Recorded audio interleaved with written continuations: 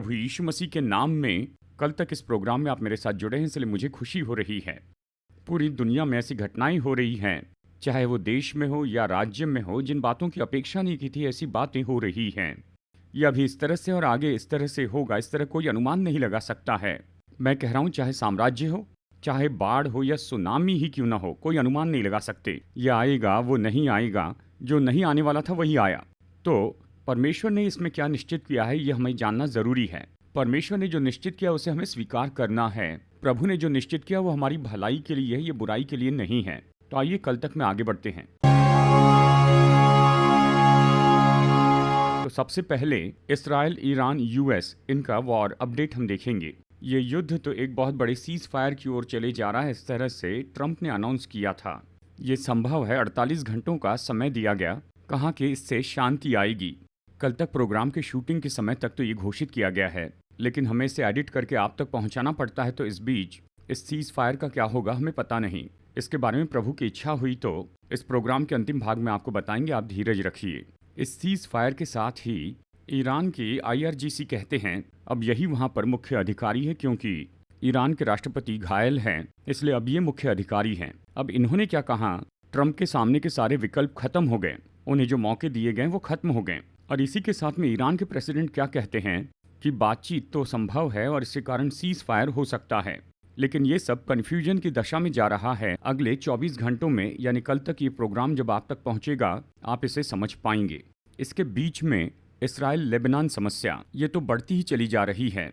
Israel कह रहा है कि हम सबके लिए तैयार हैं, हम ईरान के साथ शांति के लिए भी तैयार हैं और युद्ध के लिए भी। और इसी के साथ लेबनान से युद्ध चल रहा है। सीज फायर कहते हैं, हमला करते हैं, ये सारा इशू तो दूसरी ओर जा रहा है। अब इसी बीच एक और सबसे महत्वपूर्ण विषय है चाइना। स्ट्रेट ऑफ हॉर्मुज़ जो है, वहाँ पर चाइना के जो जहाज़ जाते हैं, उन जहाज़ों के ऊपर में यूएस ने एक निश्चित रोक लगाई है। इसलिए चाइना ने कहा कि वो किसी की शर्तों को नहीं मानेंगे, हम जाएंगे, हम आएंगे, इस तरह से वो कह रहे हैं। तो जब हम इन सारी बातों को देखते हैं तो यही लगता है कि ये सब पूरी तरह से अनिश्चित हो गया है, यानी किसी भी समय कुछ भी हो सकता है। और जबकि ये सब कुछ हो रहा है, ईरान ने दुबई पर हमला कर दिया है, वहाँ भी समस्या हो रही है। अब हर जगह लोग इसी तरह से सोच रहे हैं, सीज फायर होगा या नहीं होगा, युद्ध होगा या नहीं होगा।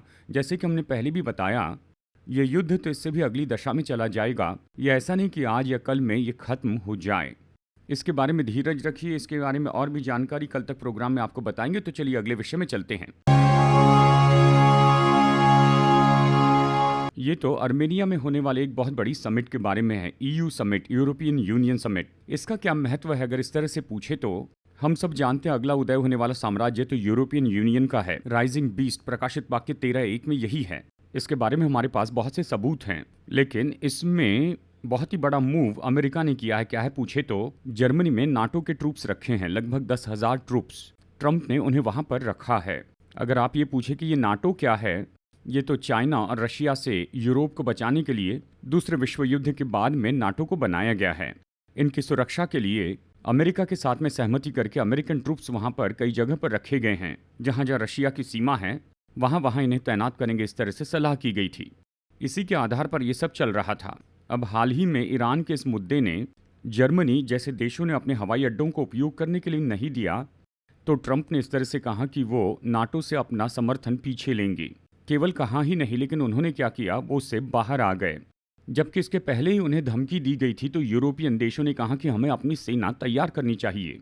तो यूरोपियन यूनियन अगला बड़ा साम्राज्य होगा, यूरोप बढ़ता जाएगा और अमेरिका पीछे हटते जाएगा। हमें ऐसे देखना है, जब अमेरिका अपना सपोर्ट वापस ले लेता है तो अमेरिका यूरोप से बाहर आ रहा है। अब यूरोप अपने बल में आगे बढ़ते जाएगा, वो अपनी मजबूत सेना तैयार कर रहे हैं, इसके बारे में पहले ही उन्होंने बता दिया है। तो अब अर्मेनिया में वो क्या निर्णय ले रहे हैं, जर्मनी से हट जाने के बाद ये पहला समिट है। अब यहाँ पर वो सच में महत्वपूर्ण निर्णय लेने वाले हैं। अगर असल में यहाँ पर क्या हो रहा है पूछे तो जब अमेरिका गिर जाएगा तो उस महत्वपूर्ण जगह पर यूरोप आ जाएगा, वो सामर्थी होगा और इस तरह से बहुत बड़ा साम्राज्य उदय होने वाला है। इसके बारे में ये समिट है, ये खत्म होने के बाद में इसके पूरे डिटेल्स हमें मिलेंगे। इसके बारे में निश्चय ही हम आपको अपडेट देते रहेंगे, प्रभु की इच्छा हुई तो चलिए अभी एक बहुत ही महत्वपूर्ण विषय को देखते हैं। ये तो चाइना की रोबोट फैक्ट्री के बारे में है। आपने काफी समय से ह्यूमनाइट रोबोट्स के बारे में हमें कहते सुना होगा। प्रकाशित वाक्य 13:15 में पशु की वो मूर्ति देख सकती है, बोल सकती है, ये सब है। अब ये हमारी आंखों के सामने 100% रीति से हो रहा है। काफी दिनों से बता रहे हैं, लेकिन इसमें सबसे खतरनाक बात जो है वो बताऊंगा। ये क्या है पूछे तो, एक रोबोट दूसरे रोबोट को बनाएगा, ये महत्वपूर्ण है।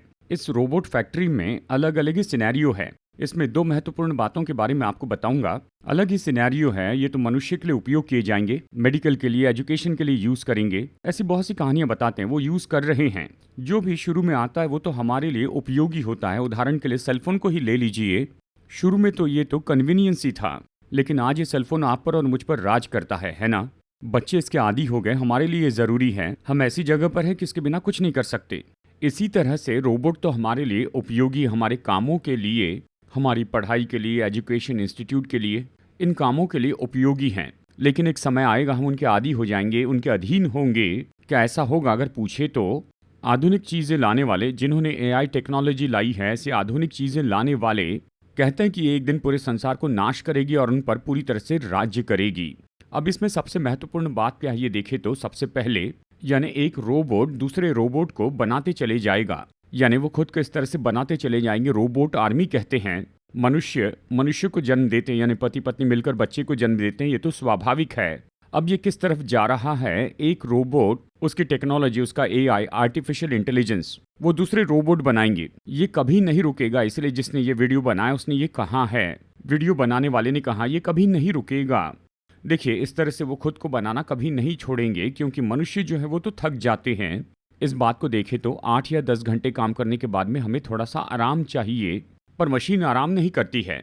वो काम करते रहेगा। एक रोबोट दूसरा रोबोट बनाएगा, दूसरा रोबोट तीसरा बनाएगा, इस तरह बनाते जाएंगे, बड़ी सेना बनेगी। योएल 2:4-14 तक पढ़िए। आप अगर इसे पढ़ेंगे तो पाएंगे ये बड़ी रोबोट आर्मी के बारे में कह रहा है। रोबोट आर्मी हमारी आंखों के सामने बन रही है, पहली बात है। दूसरी बात, इस रोबोट आर्मी में एक और सेक्शन में जाए तो वहां देखें तो ऐसे बड़े बड़े लोगों के चेहरे सिलिकॉन में बनाए गए हैं। सिलिकॉन को आसानी से समझने के लिए कहता हूँ, लैब में भेजकर उसे बनाते हैं। मनुष्य के चेहरे जैसे एलॉन मस्क और दूसरे नेताओं के चेहरे उन्होंने बनाए हैं। ठीक है, अगर आप पूछे कि बाइबल में ये सब कहाँ पर है, प्रकाशित वाक्य अध्याय 17 में वचन 9, 11 और 12 पढ़े तो, जो पशु पहले था और अब नहीं है, इसका अर्थ क्या है? ये किसके बारे में कहा गया है? दानियल की किताब अध्याय 11 में, अध्याय 7 में, अध्याय 8 में देखेंगे तो आप पाएंगे छोटा सिंह एंटी क्राइस्ट यानी एंटियाकस एपिफेनुस IV, जो एक राजा था ईस्वी सन पूर्व 168 में। वहाँ सिकंदर के सेना के 4 सेनापति थे। सिलिकस उनमें से एक था, यानी ये जो 8वां, इसके बारे में हमने आपको पहले भी कई बार बताया है। तो ये एंटियाकस IV एपिफेनुस की जो तस्वीर है, एआई टेक्नोलॉजी और ये ह्यूमनाइट, ये सब मिलाकर ये वचन 100% पूरा होता है।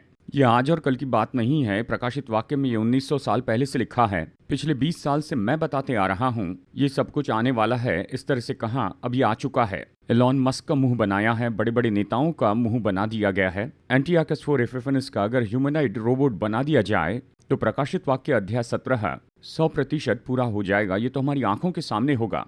जैसे प्रभु ने कहा कि अंतिम समय का ये राज्य उदय होगा, और दूसरी तरफ इस तरह की ये ह्यूमनाइट रोबोट्स, इसी के साथ में बहुत बड़ा पूरा अधिकार आएगा। ये दोनों एक ही समय, एक ही काल में हमारी आंखों के सामने हो रहे हैं। किसी साम्राज्य का उदय होना है तो उसके पहले के साम्राज्य को गिरना होगा ना। हम कह रहे हैं अमेरिका का साम्राज्य गिर जाएगा, वो निश्चय गिरेगा। इसके बारे में निश्चित रूप में हम यहाँ पर इतिहास का एक चिन्ह देखने वाले हैं। यही तो आखिरी है। ये ट्रंप के बारे में एक विषय है। क्या है पूछे तो, हाल में ट्रंप में एंटी क्राइस्ट के बहुत से गुणों को देखा गया है। इस तरह से हमने देखा है। इसके लिए कई लोग ये कहेंगे कि क्या आप ट्रंप को एंटी क्राइस्ट कह रहे हैं। चलिए मैं फिर से बता दूं, ट्रंप एंटी क्राइस्ट नहीं है। वो एंटी क्राइस्ट हो ही नहीं सकते हैं, लेकिन उनमें एंटी क्राइस्ट के 1-2 गुण दिखते हैं।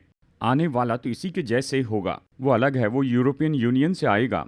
ट्रंप के बारे में हमने ऐसे 6 काम देखे हैं लगभग 3-4 कल तक प्रोग्राम के पहले। अगर आप उन्हें जाकर देखेंगे तो समझ पाएंगे। लेकिन अब 2 महत्वपूर्ण बातें यहाँ पर हो चुकी हैं। क्या है पूछे तो, अमेरिका में एक बहुत ही विशेष पासपोर्ट बनाया गया। इस पर एक पशु का चिन्ह है। सामान्य रूप में पासपोर्ट के ऊपर देश का कोई चिन्ह होता है, उस देश की सरकार का चिन्ह होता है। श्रीलंका के पासपोर्ट पर तलवार लिया हुआ सिंह है, सिंगापुर के पासपोर्ट पर सिंह है, हमारे देश में 4 मुंह के सिंह का चिन्ह है, अमेरिका में उकाब का चिन्ह है। अब उकाब के चिन्ह वाला पासपोर्ट है, लेकिन साथ ही वहाँ ट्रंप की तस्वीर लगाई गई है और साथ में साइन है। वचन कहता है पशु का चिन्ह और उसका नाम भी होगा। ये दोनों हैं। इसके बिना कोई लेन देन नहीं कर सकता है, पासपोर्ट के बिना जा नहीं सकते। ये तो विशेष पासपोर्ट है, ये ज़रूरी पासपोर्ट नहीं पर विशेष पासपोर्ट है। बिल्कुल इसी तरह से एंटी क्राइस्ट के समय में यूरोपियन यूनियन में सभी लोगों को ऐसा करना होगा। क्या ऐसा होगा? देखिए, तमिलनाडु में नेताओं को ईश्वर के रूप में बताया गया। जब ऐसा बताया गया तो उनके पहले के लोगों ने इसे स्वीकार नहीं किया। अब फिर अचानक ऐसा कुछ होने लगा। अब यहाँ पर देखें तो पूरे संसार पर एक नेता होगा। अब उसमें नंबर 1 अभी इस समय अमेरिका है। अब उनके नेता अपने चेहरे को रखकर, अपने दस्तखत रखकर, अमेरिका में पहले ऐसे नहीं हुआ था, कभी नहीं, पर अभी हो रहा है। ठीक है, ये कह सकते हैं कि ये तो स्पेशल मौका है, इस तरह से आप इस तरह कह सकते हैं। अब इसमें एक और बात है, इसमें हैरानी की बात ये है, ये तो ट्रंप के फ्लोरिडा के अपने गोल्फ ग्राउंड में है। उस गोल्फ ग्राउंड में ट्रंप का अपना यानी 22 फीट ऊंचा इस तरह से पीतल का एक बड़ा पुतला बनाया गया है। जब हम इस पुतले को देखते हैं, इस पुतले का वजन तो लगभग 3 टन का होगा। ये वहाँ क्यों रखा गया पूछे तो 2024 में जब वो वहाँ पर प्रचार कर रहे थे, उस समय उन पर गोली चलाने की कोशिश की गई थी और उस समय ये किसी तरह से बच गए। उसके स्मरण में इसे रखा गया। कब रखा गया है? 2026 के अप्रैल महीने में उस गोल्फ ग्राउंड में इसे रखा गया। ये किसने रखा? खुद ट्रंप ने इसे रखा। ये महत्वपूर्ण है, ट्रंप ने ही इसे रखा। ये तो पीतल का बनाया गया है, लेकिन इसके ऊपर सोने का रंग लगाया गया है। गोल्डन स्टैचू इसका नाम है। ये पीतल का बनाया गया है, इसके ऊपर सोने का रंग लगाया। ये सब कुछ तो कहीं ना कहीं सिंक हो रहा है। जानते हैं ये कहाँ पर है? दानियल की किताब में पढ़िए, अध्याय 2 में हम क्या देखते हैं कि राजा नबूकदनेस्सर ने एक सपना देखा था। उसने जो मूर्ति देखी वो 5 पदार्थ से बनी थी। सिर तो सोने का था, छाती और भुजाएं चांदी की, पेट और जांघें पीतल की, टांगे लोहे की और पांव कुछ तो लोहे और कुछ मिट्टी के थे। ये 5 पदार्थ से बनी थी। उसने सपना देखा और इसका अर्थ दानियल ने बताया। उसने ये बात कही थी। देखिए, दानियल ने कहा था उस मूर्ति का सिर तो तू है, इस तरह से कहा। ये जो सोना है इस मूर्ति का, वो तो तुम ही हो। तीसरे अध्याय में देखिए, उसके बाद में उसने क्या किया, उसने सोने की अपनी बड़ी मूर्ति बना ली। अध्याय 3 वचन 1 और 2 में हम पढ़ते हैं, नबूकदनेस्सर राजा ने एक मूरत बनवाई जिसकी ऊंचाई 60 हाथ और चौड़ाई 6 हाथ की थी। उसने उसको बेबीलोन के प्रांत के दूरा नामक मैदान में खड़ा कराया, यानी उस जगह उसने उसे खड़ा किया। अब ये सोना क्यों है और उसने ये बस ऐसे ही मूर्ति खड़ी करनी इसलिए नहीं की। उसके पहले के अध्याय में दानियल ने कहा कि ये सोने का सिर तू है। अब ये बनाई गई मूर्ति कैसे थी? वो नबूकदनेस्सर के जैसी थी। वो सोने की बनी थी। चांदी की होती तो अलग बात थी, पीतल की होती तो अलग बात थी, ये सोने की थी। अब इसी तरह की बात ईस्वी सन पूर्व 7 में भी हुई थी। ट्रंप तो मीडा फारस के कुसरू के जैसे आए, इस तरह से शुरू में उनके बारे में कहा गया। देखिए, उन्होंने आकर इसराइल के लिए उसकी राजधानी घोषित की, लेकिन दूसरी बार आने के बाद में उसके पहले राज्य यानी बेबीलोन के राज्य जैसे हो गए। पहले सोने की मूरत बनी थी, अब पीतल की मूरत बनी, उस पर सोने का रंग लगाया, उसे बनाया गया और वहां पर उसे उस समतल भूमि पर रखा गया, यानी इस तरह से उसे गढ़कर इस तरह से बनाया गया और उसे वहां पर रखा गया है। अब यहाँ पर एक बात नहीं हुई है, नबूकदनेस्सर ने सबको उस मूर्ति को दंडवत करने के लिए कहा था। ट्रंप ने ऐसा नहीं किया है, लेकिन वो मूर्ति अभी भी वहां पर है। हम जानते हैं कि ट्रंप क्रिश्चियन है, नॉन डिनोमिनेशनल क्रिश्चियन है। वैंस जो है वो तो डिनोमिनेशनल क्रिश्चियन हैं और ये नॉन डिनोमिनेशनल क्रिश्चियन हैं। मूर्ति नहीं बनाई जानी चाहिए, ये जानते हैं, पर ट्रंप ने मूर्ति बनाई, उसे रख दी। ये तो आत्मिक रीति से किसी बात को कनेक्ट करता है, यह आपको समझना है। प्रभु की इच्छा हुई और उसके आगमन में देरी हुई तो एक और कल तक प्रोग्राम में आपसे मुलाकात होगी। God bless you.